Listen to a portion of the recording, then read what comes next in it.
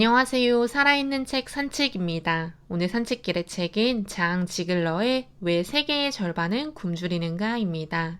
1999년 프랑스에서 처음 출간되고 우리나라에는 2007년에 초판이 나왔습니다. 꾸준히 사람들에게 많이 읽히는 책인 스테디셀러이며 서울대학교를 지원하는 수험생, 고등학생들이 가장 많이 읽는 책 순위 1위입니다. 하지만 100주년을 맞이한 어린이날을 생각해보면 모순이 가득한 책이었습니다. 진정으로 마음을 담아서 읽는 독자가 많지 않기 때문인지 20년이 지나도 세상은 달라지지 않았는데요. 한편으로는 마음을 담아 읽고 도움을 주고 싶다는 진정성을 표현하더라도 세계의 구조가 달라지지 않았기 때문에 쉽지 않겠다는 안타까움도 들었습니다. 10년이 지나든 20년이 지나든 이기적이고 자기만 생각하는 국가도 기업도 개인도 결국 사람이 전 세계의 기아 문제를 끊어내지 못하는 원인입니다. 기후 변화도 인간이, 자연재해도 인간이, 정치 부패도 인간이, 시장 가격 조작도 인간이, 전쟁도 인간이, 식민지 정책도 인간이 했기 때문입니다. 저 역시 한 인간으로서 아이들에게 많이 부끄럽고 미안한데요. 마지막에 옴기니가 이야기한 것처럼 월드비전을 통해 한 아이에게 도움의 손길을 주면서도 왜 한쪽은 음식이 남아돌아 쓰레기가 되고 한쪽은 먹지 못할까 하는 의문, 의아함을 공감했습니다. 저자가 말하고 싶은 결론은 서문에 있습니다. 우리는 기아라는 문제를 끊어내기 위해 공공의식이라는 희망을 가져야 한다는 것입니다. 2007년에 우리나라에서 초판이 나왔기 때문에 오래된 책이라는 인식이 있을 수도 있어 독서를 하며 자료를 찾아보았습니다. 아직까지도 전 세계에는 기아로 고통받고 죽어가는 아이들이 많았습니다. 특히 월드비전 국제구호개발기구 옥스팜의 자료에 따르면 코로나 바이러스로 일본의 7명씩 생명을 잃어가는 아이들이 존재하는데 기아는 일본의 11명씩 아이들의 생명을 앗아가고 있다고 합니다. 올해 2022년은 러시아의 우크라이나 침공으로 인해 각 국가별로 곡물, 음식의 수출을 제한하고 있어 더욱 기아로 고통받는 아이들이 많다고 합니다. 결국 20년 전이나 지금이나 기아로 고통받는 아이들은 굉장히 많다는 것인데요. 게다가 이 책에서도 계속 나오고 있는 것처럼 아프리카 대륙의 각 나라에서는 내전이 계속해서 일어나고 있으며 무고한 아이들의 생명을 앗아가고 있다고 합니다. 소말리아는 지금도 국민들이 굶어 죽어가고 있습니다. 자부심이 강한 소말리아는 정부가 없으며 종교, 부족, 강대국의 개입, 군벌 등의 문제로 제대로 된 정부가 들어서지 못하고 장기간 사회 통합이 이루어지지 않았기 때문에 배를 납치하고 인질로 잡으며 다른 국가에 돈을 요구하고 있다고 합니다. 조인성과 김윤석 주연의 모가디슈 영화가 1990년이나 지금이나 소말리아 상태를 보여준다고 볼 수 있으며 그 피해는 고스란히 아이들에게 가고 있다고 합니다. 책이 나왔을 때 적혀있는 기아 인구는 약 8억 5천만 명이고 2020년 기준 전 세계 기아 인구는 8억 1천만 명 정도 됩니다. 이 책이 나왔을 때보다는 감소했던 기아 인구였는데 코로나로 인해 증가했다고 합니다. 아프리카와 아시아의 기아 인구의 상태는 심각하고 동유럽 역시 기아 인구가 존재한다고 합니다. 우리도 알고 있듯 북한 역시 기아 인구가 상당하다고 합니다. 기아 문제가 지속되는 이유는 인간입니다. 장 지글러는 사회구조가 굶주림을 더 심각하게 하는 비극적으로 만드는 핵심이라고 이야기합니다. 식량 자체는 풍부하게 있어도 물론 지금은 책이 나왔을 당시보다는 적을 수 있지만 가난한 사람들은 식량을 확보할 경제적 수단이 없기 때문이라고 합니다. 뿐만 아니라 저 역시 말도 안 된다고 생각했던 자연 도태설을 장 지글러는 말하고 있습니다. 정신 나간 지식인, 정치가, 국제기구의 책임자들이 점점 높아지는 지구의 인구 밀도를 기근이 적당히 조절하고 있다는 자연 도태설을 이야기한다고 합니다. 아무 생각 없이 그들은 토머스 멜서스가 주장한 자연 도태를 이야기한다고 하는데요. 이런 인간들이 있기 때문에 기아의 원인이 인간일 수밖에 없다는 생각이 들었습니다. 책을 읽으며 눈물이 왈칵했던 부분이 있는데요. 난민 캠프 앞에서 젊은 에티오피아 간호사가 피난민을 선별하고 있다는 장면이었습니다. 아이의 상태를 보고 어떻게 해줄 수 없는 아이를 선별하는 작업은 코끝을 찡하게 했습니다. 누더기 속에서 조그마한 생명의 작은 얼굴들이 고통을 표현해주고 작은 몸을 더욱 오그라뜨리고 있다는 것입니다.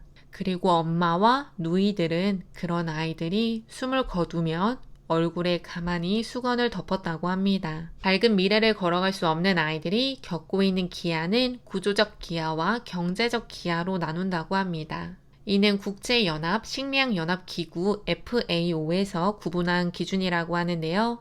장기간에 걸쳐 식량 공급이 지체되는 경우로 경제 발전이 더디거나 생산력이 저조하거나 급수 설비나 도로와 같은 인프라가 정비되지 않았거나 국민 다수가 극도로 빈곤하여 발생하게 되는 것이 구조적 기아라고 합니다. 경제적 기아는 돌발적이고 급격한 일과성의 경제적 위기로 발생하는 기아라고 합니다.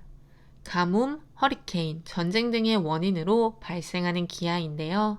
전쟁으로 인해 피해를 보고 있는 우크라이나의 아이들이 경제적 기아 상태가 되었다고 하면 더 잘 이해할 수 있을 듯 싶습니다.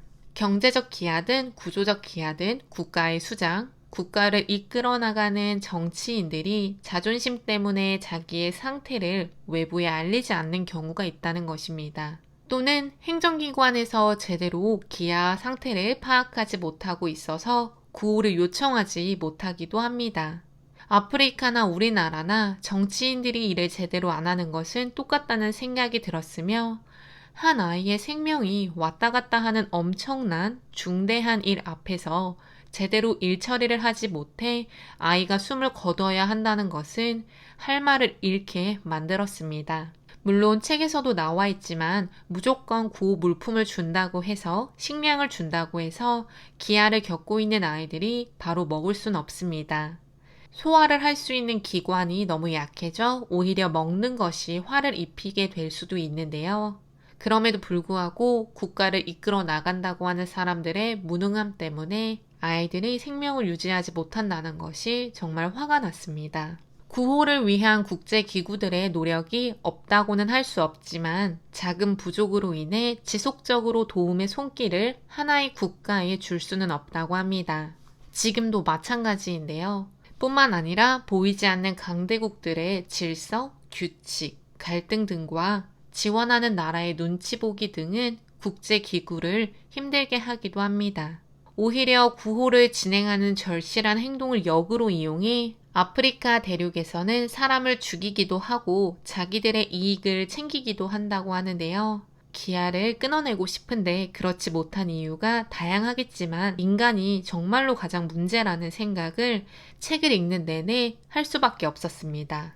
13번째 챕터에 나오는 기아에 관해 가르치지 않는 학교에 대해서는 저 역시 격하게 공감이 되었습니다. 공교육기관 학교에서는 기아에 대해 이런 방구가 없는데 서울대학교를 지원하는 학생들이 가장 많이 읽는 도서 1위라는 것이 아이러니했습니다. 단지 생활기록부 독서란에 한 단어, 한 줄을 채우기 위해 읽는 책은 아니었으면 좋겠다는 생각이 절실하게 들었는데요. 장 지글러도 이야기하는 것처럼 뜬구름 잡는 식의 정서적인 대응은 큰 도움이 되지 않습니다.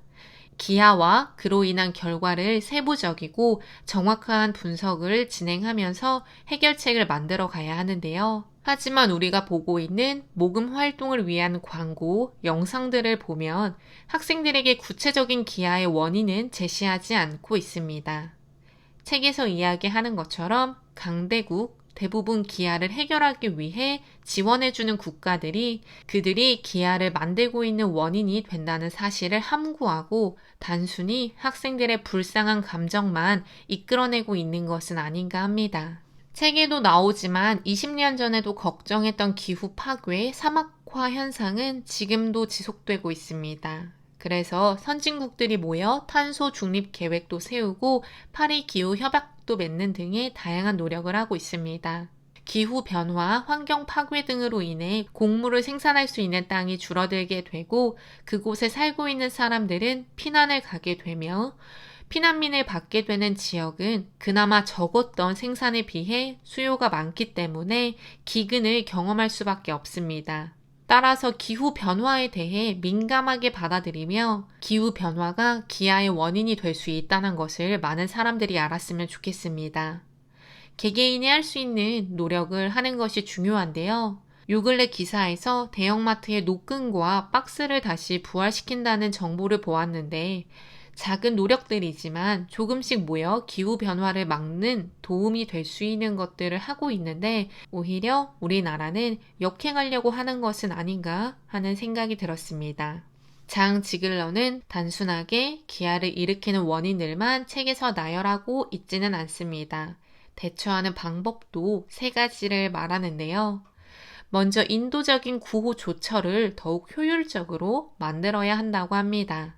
FAO인 국제연합 식량연합기구는 긴급 구호를 위해 비상 식량을 비축하고 있으며 식량을 배급하고 관리하는 것은 WFP인 UN 세계 식량 계획이라고 합니다.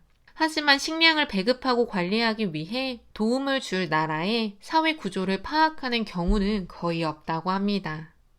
따라서 구호를 받게 되더라도 구호받는 국가의 부패한 정치인들이 자기들의 배를 채우려고 가로채는 경우가 많다고 합니다. 이를 막아야 한다는 것입니다. 둘째, 원조보다는 국가 내 개혁이 먼저라고 합니다. 책에서 나와 알게 되었던 아프리카 대륙의 부르키나파소라는 나라의 토머스 상카라 대통령은 국가 내 자급자족을 위해 충분한 식량을 생산하더라도 사회에 심각한 부패가 만연하다면 기아, 기근을 끊어낼 수 없다는 사실을 알았다고 합니다. 나라를 바로 세워갔으나 다른 아프리카 국가들이 부르키나파소와 같이 될까 염려한 프랑스는 그의 생명을 앗아갔다고 합니다. 다시 이야기해서 아프리카, 아시아의 다양한 국가들은 강대국의 식민지였기 때문에 거기서 벗어나지 못하는 경향도 있고 강대국들은 어려움을 겪고 있는 나라들이 잘 살지 못하도록 알게 모르게 계속해서 경제 제재를 가하고 있다는 것입니다. 눈치를 보지 않고 국가 내에서 혁명적인 행동이 먼저 일어나는 것이 인도적 구호보다 선행되어야 하는 일이라고 합니다. 세 번째는 인프라 정비입니다. 제3세계 나라들은 인프라 정비를 위해 지원을 필요로 하고 있다고 합니다. 자본, 도로, 비축 식량, 지식 등 모든 것이 부족하다고 하는데요. 물리적으로도 인지적으로도 심리적으로도 인프라 정비가 필요하다고 저 역시 책을 읽으면서 느꼈습니다. 2022년 지금은 어떤지가 궁금해 다양한 신문기사, 자료를 찾아보면서 읽은 책입니다. 돈이 있는 자는 먹을 것을 얻을 수 있고 그렇지 않은 자는 먹지 못하는 것이 당연하다는 논리가 팽배하다고 하는 그 자체가 놀랍고 경악스러웠습니다. 인간은 다른 인간의 고통을 나눌 수 있는 유일한 생물체라는 장 지글러의 이야기처럼 우리는 공감을 할 수 있는 존재들입니다. 기아를 심각하게 만드는 원인이 되는 것이 아니라 기아를 해결해 나가는 해결책이 될 수 있도록 해야 합니다. 여러 요인들로 인해 해결이 힘들다는 사실을 부인할 수는 없지만 그럼에도 불구하고 보이지 않는 아이들에게 도움의 손길을 내미는 공공선을 생각하는 사람들이 많아지기를 바라봅니다. 오늘 산책길의 책은 왜 세계의 절반은 굶주리는가 였습니다. 감사합니다.